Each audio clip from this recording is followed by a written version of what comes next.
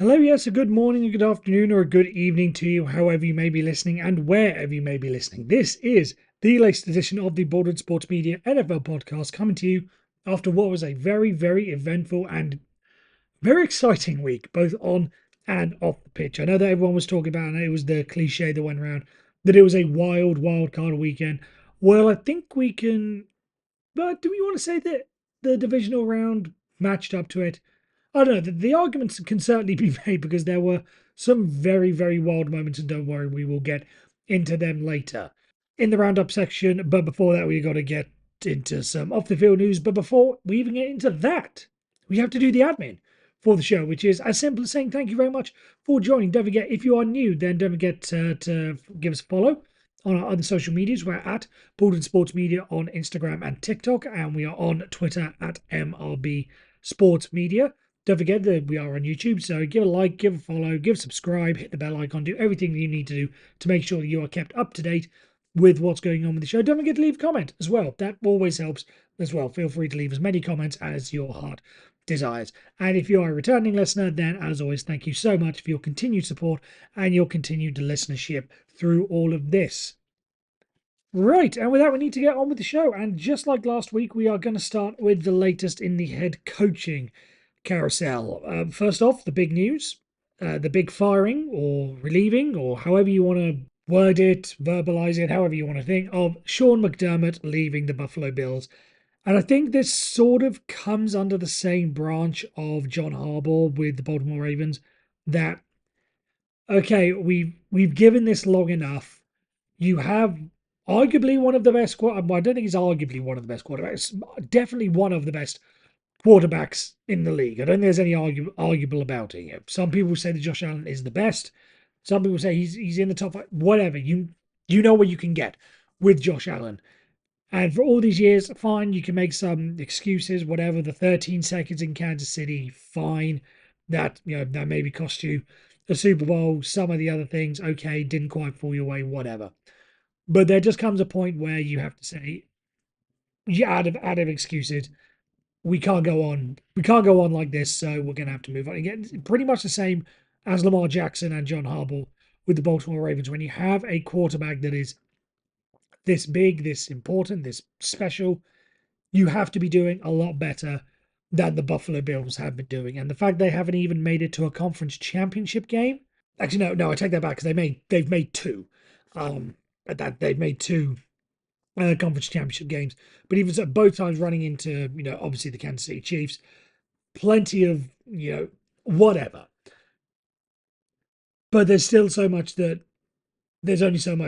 you can get away with. Now, Sean McDermott, I think, is a coach that is going to be hired very, very quickly. The old argument with Mike Tomlin, for instance, and John Harbaugh was, within 5 minutes, they'd have a job elsewhere. We saw that with John Harbaugh. He's gone to the New York Giants, which we'll be touching on later. Mike Tomlin, I think if he wanted to get back into coaching, he would, but you've seen the way he's sort of acted this past week. The talk about him going to TV and the fact that he's busy with, there was clips on social media go around of him watching his daughter's gymnastics performance at the University of Georgia. So I think, if he really wanted to get back into coaching, he wouldn't be doing that. He'd be having interviews pretty much straight away. So I think that's the case with my time. Sean McDermott, I'm pretty sure is going to be in the same boat. I think whoever wants him will make the request to go for him. Who is left? What other vacancies are available? We don't know. How far gone are the other teams in their searches? Some vacancies have been filled, which again we'll be talking on later. Does he really have the best jobs out there? Is he really going to want to take the Cardinals' job, for instance? I don't think so. I think that's somewhat below him, shall we say. So maybe he's going to take a year out from coaching. I think if he wants to carry on coaching straight away, he will get one of the jobs. It's just a case of which one he's going to. But if he wants to take a year out, see what goes on, see if there are any other changes, see what happens next year, then I think that's pretty much fine for him as well. I think when he's ready to get back, he will get straight to the job. I don't think there's any doubts about that. I don't think he's going to be one of these coaches that we've seen in the coaching cycle is going to get bumped down to an offensive coordinator. I think he's definitely head coach material, so that's going to happen with them, with him rather. The question then becomes what happens with the Buffalo Bills, because again, you look at what is out there. Who or what do you need to do to take this team to the next level? Because, that was the talk about the Buffalo Bills going into this postseason. Well, it was predominantly around Josh Allen, but the Buffalo Bills sort of come into this. Is you didn't have Lamar Jackson, you didn't have Joe Burrow, and you didn't have Patrick Mahomes in the playoffs. This was your shot. If not now, then when? And I just want to know who the Buffalo Bills have in mind that can take the Buffalo Bills above where they are right now. Because even if they do get someone who is slightly better than Sean McDermott, maybe there is the whiz kid, or maybe a veteran whiz out there that can make the Buffalo Bills better as a team. They then have to face the juggernaut of what if the Baltimore Ravens and Lamar Jackson get back in next year? What if Joe Burrow and the Bengals get back in next year? What if Patrick Mahomes and the Chiefs get back in next year? No matter how good you are, they are going to be nipping right at your heels. The Patriots, are they going to go away? Are the Broncos going to go away moving forward? It's going to be very, very hard for the Buffalo Bills to really make that jump, I feel, just because of how packed it is. And that's why there were a lot of people that saying that, this was the Buffalo Bills' one and best shot, and why the AFC East in the regular season was so important. When you saw Lamar Jackson and the Ravens start, 1-5, the Bengals go through their problems, the Chiefs look like they may miss. That should have really given the kick up the backside to the Buffalo Bills that the regular season is now more important. How different would the postseason have looked if they'd have been the number one seed, for instance, and they had home field advantage? Could this have been their window? I think their window, no, it may have shut for all we know. Now, they're going to be good. They are going to contend. When you have Josh Allen, you are going to contend. When you have the weapons around Josh Allen, you are going to contend. But are they going to be able to get to that next level? And is the next coach going to be the one to do it? That is the big philosophical question of them all.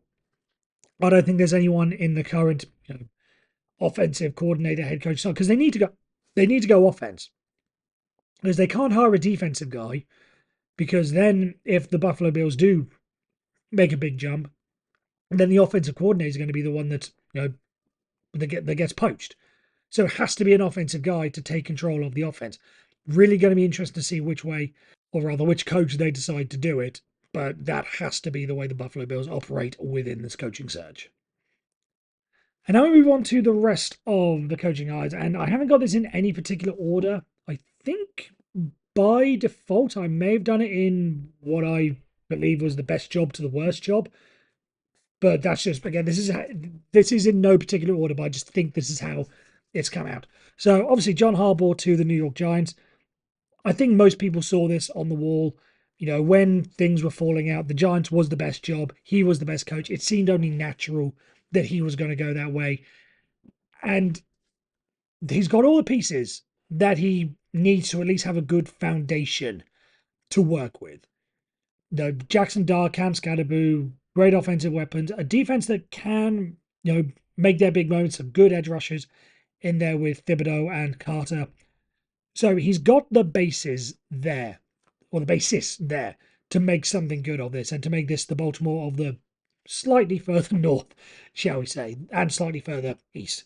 So I think he's got a very, very good basis there. And again, I don't think there's really much to say about this. This wasn't really a big surprise, but you look at the NFC East and they can compete instantly right there. The Eagles, all this talk about Nick Sirianni, is there the potential that something's going to bubble up and they're going to collapse within the next 12 months? Possibly. Don't know. The Cowboys, are they as buttoned up as they could be? No. The Washington Commanders, if Jaden Daniels gets back healthy, what's he going to be like? Is he going to be able to compete? The NFC East is wide open for the Giants. And I think the implementation of John Harbaugh, and if he can turn that into what the Ravens were, they are going to be contenders for a long, long time within that NFC East. So I think, again, it was the obvious choice, but I'm glad that someone made the obvious choice and didn't go left field and just completely screw it. This was a match that worked for both parties, and I think it's going to work out pretty well. Kevin Stefanski down south, then the head coach of the Atlanta Falcons. And I think my main takeaway from this is, okay, now we get to see what Kevin Stefanski looks like with a slightly better put together organization than the Cleveland Browns. Now, I'm not saying that the Atlanta Falcons are perfect, but they are better than the Cleveland Browns by default. That the Browns are one of the 2 or 3, I would say, worst run, most chaotic organizations within the NFL. Now we get to see okay, you managed to get 2 winning seasons out of the Cleveland Browns. You got AP Coach of the Year as a result of it, which I think tells you everything you need to know about how people think about his job with the Browns. A winning season gets you Coach of the Year because that is how bad the Cleveland Browns were. So now he's in a franchise that's a lot more stable than the Browns were. But again, anyone is more stable than the Browns, apart from maybe the Jets. Got the pieces there. Got Bijan Robinson, arguably one of the best offensive players in the league. Michael Penix, if he can be what people think he can be, that's a very good quarterback. Offensive weapons in Kyle Pitts and Drake London. A good to promising defensive setup. So I think it's going to be very interesting to see what he does with the defensive side of the ball. But when it comes to offense, he's the guy. I think he can make it work. And again, it's going to be interesting to see what happens when he's in a more functional organization. And it is very interesting to see how this plays out because a tweet came out from Baker Mayfield today that has certainly caught a lot of attention. So D. Orlando Ledbetter, I hope I pronounced that right. He is the Falcons beat writer for the Atlanta Journal-Constitution, which is paper down there in Atlanta. He's their beat writer. And he basically, after Kevin Stefanski got the job, said that, his tweet is actually Falcons Kevin Stefanski had a dumpster fire at quarterback in Cleveland. Baker Mayfield and Deshaun Watson failed, which started a chain reaction to 11 other starters. Quarterback Shedeur Sanders closed out last season with 7 starts. That was his tweet. Baker Mayfield then goes and quote tweets him to get the debate going, saying, failed is quite a reach, pal. Still waiting on a text/call from him, meaning Kevin Stefanski, after I got shipped off like a piece of garbage. Sorry. Can't wait to see you twice a year, coach. Now, we know what Baker Mayfield is like. We know that Baker Mayfield is someone who plays with a very large chip on his shoulder. Now you have just got his ex-coach, someone who, as he says, treated him like garbage when he was in Cleveland. He's now got him in the division twice a year. That rivalry, that grudge match, whatever, is going to be very, very fascinating moving forward. I honestly would not be surprised if the first time those teams meet, maybe if it's week 1, I can imagine that getting a big, maybe it's the first week in Thursday Night Football or the first Monday Night Football of the season. I think that first meeting is going to get a lot of attention for exactly that. That is the start of a very good rivalry, quarterback and former coach within the division. That is going to be absolutely excellent to see moving forward. So that's my thoughts on Kevin Stefanski to the Atlanta Falcons. Then the next 2 sort of come under the same bracket, so I'm going to combine them as a duo. The Dolphins appointing Green Bay Packers defensive coordinator Jeff Hafley, and the Titans appointing Robert Saleh of the D coordinator of the San Francisco 49ers. Now, I think both of these are teams that need a culture change. And if you look at what the 2 franchises have done very recently, they need big changes. And they are coming from, not to be, this may be going a little bit too far, but grown-up organizations, shall we say, in the Green Bay Packers and the San Francisco 49ers. I think they just need adults in the room. What was going on with Tennessee, that's been a bit of an issue for years. They just need, again, Robert Saleh, get him in. We know he was bad with the Jets, but the Jets are bad with everyone, so he gets a bit of a fresh page. A bit like Stefanski with the Browns. Okay, let's see what he's like when he's not with a totally dysfunctional organization of the Jets. Jeff Hafley, same sort of thing, will bring in a culture of stability and, again, grown-upness, for lack of a better term, to the Miami Dolphins, who need it after what they have just gone through with Mike McDaniels. So, good culture changes on both sides there. What are the Dolphins going to be able to do if they're going to be able to turn it around in the AFC East in what looks like a very competitive division with the Bills and the Patriots. We'll wait and see. The Titans, the AFC South, looking a little bit more, I think, a little bit more competitive for them. I think there's a chance to get a few wins there, but it'll be very interesting to see what he does. But I think both appointments very good. I don't think either of them are going to win Super Bowls, but I think in terms of turning the organizations around and get them on the right direction, I think both have made very good choices there. And speaking of good choices, I need to give a credit to someone who I've not been very kind to on this podcast, but to Mike McDaniels, who has withdrawn his consideration to be the Cleveland Browns head coach.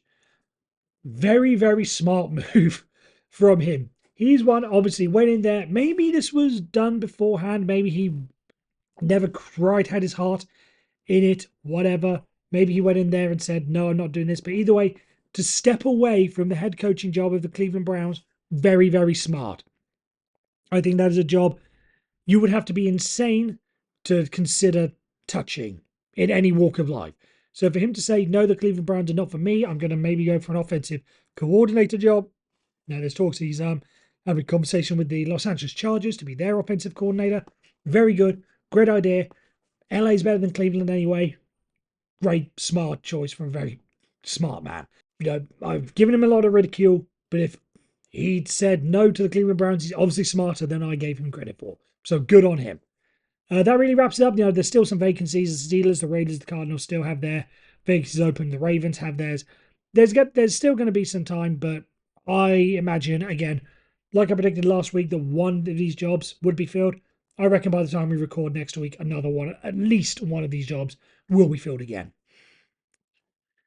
And with that, we move on to the second topic of the day. And I know this is a topic that I've talked about before, but I think whenever someone of authority talks about it, then that kind of gives a little bit more credibility to the situation and a need to talk about it. So Robert Kraft was basically saying on 98.5 Sports Hub, which is a radio station in Boston. Obviously, Robert Kraft, it was obviously going to be in Boston. Where else would it be? But basically saying that the NFL is looking to remove a preseason game in favor of increasing the regular season to 18 games while giving every team an international game. Now, he says they want to do this to, continue to grow the cap because the NFL international games get more money, and then that money can be passed on to the players through the salary cap. The players get happy, the players get paid, all that sort of stuff. So he's sort of selling it on both sides, like saying, yes, we're going to take away a preseason game, whatever, but more money for the players. So that basically, he's not doing it. It's not more money for the owners. It's more money for the players. I think that's very smart of him to frame it like that. Not more money for the league. It's more money for the players because he wants to grow the salary cap. Now, Albert Breer responded to this. Now, Albert Breer is someone who works for Sports Illustrated, a really, really brilliant journalist. He doesn't need any validation from me. And he's one of my favorites, actually. And he obviously has a lot of connections with New England. So whenever he says something like this, it always carries a little bit more gravitas than normal. So he tweets in response to this, I wish owners would retire this talking point. You aren't going from 17-3 and 18-2, that's 17-3 regular season, preseason games, to 18-2, because preseason games aren't close to the same thing as far as the toll it takes on the players as regular season games. It's disingenuous. What I think, and I've said this before, I think 18 games is coming. It's absolutely coming. Whether or not the international game factor gets into it, we don't know. If that's going to be the case, to be determined. But I think we all agree that 18 games is coming. But I think what needs to be addressed is what again comes into it for the players. What do they get out of it? Now, Robert Kraft there says more money. I think what needs to be taken care of, and the mention here of 17-3 to 18-2, is we also need to talk about the impact of those fringe players on the on the roster, because preseason is their best chance to shine in an NFL game. And if you take away a preseason game, that is, for a quarterback, say, that third, fourth string quarterback looking to get that third, fourth string spot, that's maybe 30 snaps, shall we say, taken away from them. So what are they going to do to be able to prove themselves? And I think that what we need to do as a result of that is increase the rosters, increase the roster sizes to make sure that they get their chances throughout, throughout the regular season, and continue to keep them on board. So You go to 18-2. I think the first thing that needs to happen is get rid of the game day inactives. I think that's just pointless. I've always said they're a bit pointless, but again, if you're going to 18 regular season games, just get rid of the game day inactives. If you're healthy there, you're not a healthy scratch. If you're there, you can play. That way, rather than going through the defensive lineman, say, rather than have to go through the whole game and then the backup comes through, maybe you could take a couple of snaps off from that second stringer. Give it to the third stringer. Show what he can do in a regular season game when it's more, when there's more on the line. That fifth string wide receiver. Maybe give him a snap when you're down 45-0 at the end of the game, or if you're up 45-0 at the end of the game, and the backups come in. Take away 1, 2, 3 wide receiver instead of just being left with 3 and 4 to go with, because those are your options, those are you have left. Go to 3, 4, 5. Let's see what that fifth receiver can do in a regular season game against NFL players. You will still get your opportunities, but I just think we need to give the players more of an opportunity. I think that is going to come because again, if you're going to ask for more wear on the players, there needs to be some give. And if that backup, again, let's mathematically look at it. If there's 100 snaps, say, to go around on a defense, the first stringers take 60 of them. The second stringers take 30, the fourth stringers take 10, say. With the expanded rosters, and the expanded games, you want to have them, saved. You want to have their reps saved for further down the season. Maybe the first stringers get 50 of those snaps. The second stringers get 25, and the third stringers get 25. That way, everyone gets, increased depth. You get to see what's going on, and the veterans get their plays off so they're safe for later on in the season. I think that needs to be the biggest takeaway. You can argue about whether or not less padded practices or whatever, which I know came down in the last CBA. Eliminate padded practices, whatever. If you want to do that, fine. I don't think it would be intuitive, but if you want to do that, fine. But I think the most important thing would be expand game day rosters. Don't have the 53-man roster and you only get to pick from 45. No, expand the active roster to 60 and you can pick from 60. Whatever, I just don't think that limiting rosters is the way to do it. So I think expanding rosters on game day would be the ideal way for clubs and franchises to get around it, and also the players stay happy at the same time and they get more money out of it. It's a win-win for everyone. Right, I realise we've sort of dragged on longer than I normally anticipate, but there's only 4 games to rattle through, so we shall do that now. Like last week, I'm going to focus more on the losing teams than the winning teams, because the winning teams, if they lose next week, we'll be able to talk about them. But let's start with the games in order. The Bills and the Broncos, whilst a lot of the talk is going to be about Josh Allen and his performance, yes, 4 turnovers, bad. Were all of them turnovers, I think is the main thing to talk about. Yes, he gave away those points at the end with that horrendous fumble. There's no getting away from that. But if we're talking about 4 turnovers, one of them arguably not a turnover because we still do not know exactly what the ruling was for that Brandon Cooks pass, interception, whatever. I thought it was a catch, to be brutally honest. Half the country, maybe slightly more than half the country thought it was a catch. Whatever, that's the ruling, that's whatever it may be. I don't think you can put it all on Josh Allen. A lot of it should go on Josh Allen, but you can't put it all on Josh Allen. Again, that controversy around the catch, if you want to take that away from him, fine. 53 yards of penalties on the defense on that overtime drive, you can't put that on him. Yes, maybe he should have done better with his overtime drive, but 53 yards of penalties, inexcusable from the Buffalo Bills defense, just inexcusable. So a large portion of it goes on him. You can't put it all on Josh Allen. That's just my thing. Again, it ultimately cost Sean McDermott his job, but I think even so, it's still a little bit harsh to put it all on one guy. The 49ers and the Seahawks, I think the 49ers are probably getting themselves into the situation where they have to ask of Kyle Shanahan, okay, how much more can you give us? A bit like John Harbaugh, a bit like Sean McDermott, not necessarily around the quarterback, but a roster of players. And yes, they've had their injuries. Yes, Nick Bosa being injured hurt them. There's no doubt about that. George Kittle and Fred Warner, yes, ultimately were bad losses. But the performance they gave against the Seahawks, you can't put that down to injuries.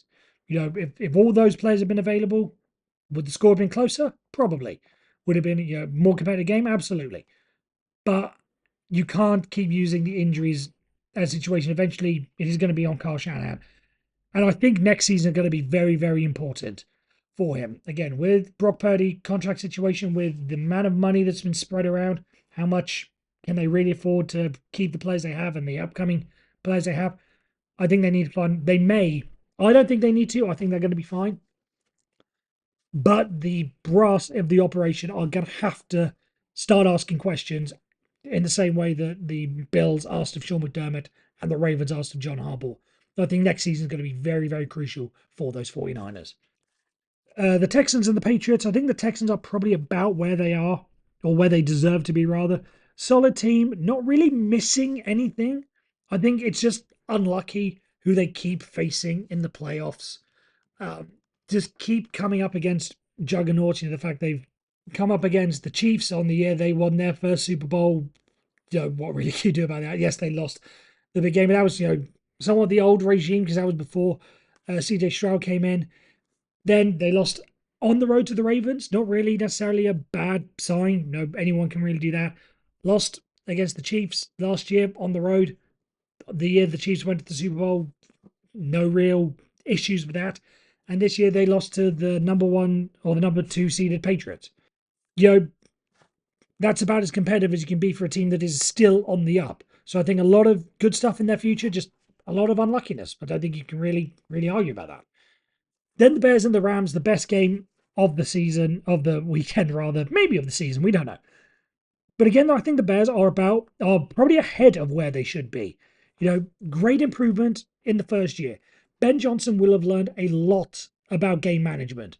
That was the thing. He was a disciple under Dan Campbell, rather, and we had his questions about what he should do in the playoffs.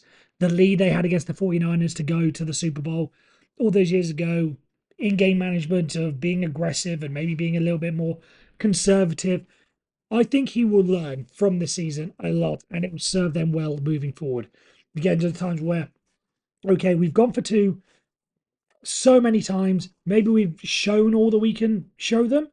When it came to that final conversion after the Caleb Williams touchdown, we'll take the field goal there. Maybe if you cone back some of the 2 points and 4th down plays over the course of the season, you then have something to go to in that situation. Maybe that's the case.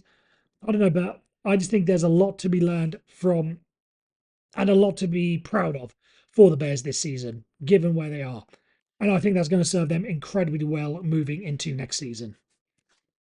And with that, we come to our final part of the show. And I try to make this a funny story as best as I can, but either way, it's away from the gridiron. But I still don't know quite how to feel about this, whether or not it's a genius idea or whether or not it's one of these things of YouTubers / influencers / the media going a little bit too far.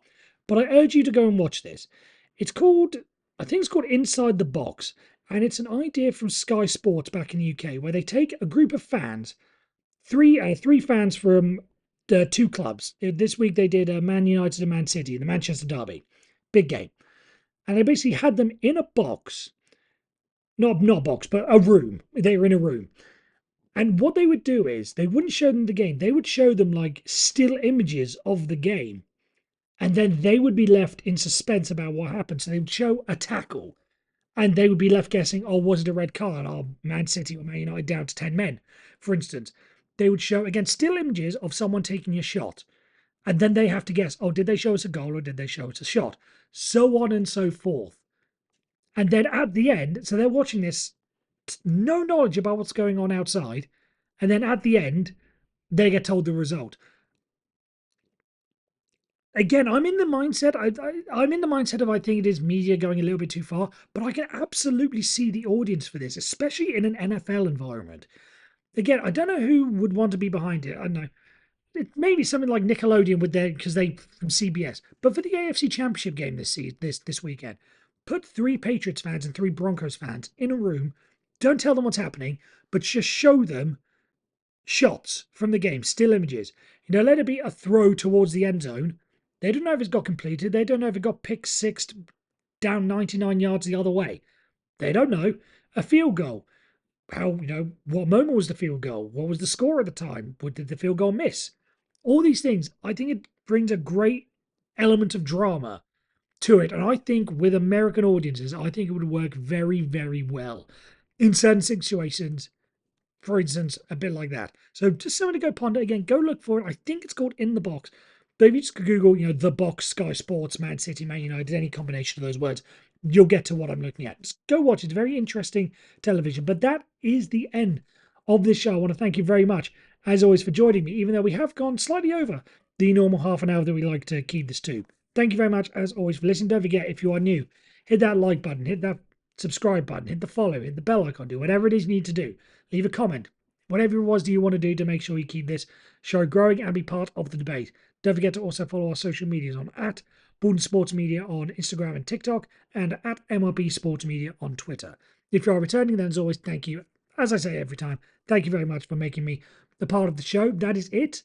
Looking forward to what is going to be a very, very interesting Conference Championship weekend. And actually, a bit of breaking news, because I was talking about it earlier. Mike McDaniels has taken the offensive coordinator job for the Chargers. So, again, smart decision by him. Not Cleveland to LA. Brilliant, brilliant idea. Good for him. So that's it. I shall speak to you next week, hopefully after a very, very exciting weekend of games. Take care, and as always, stay safe.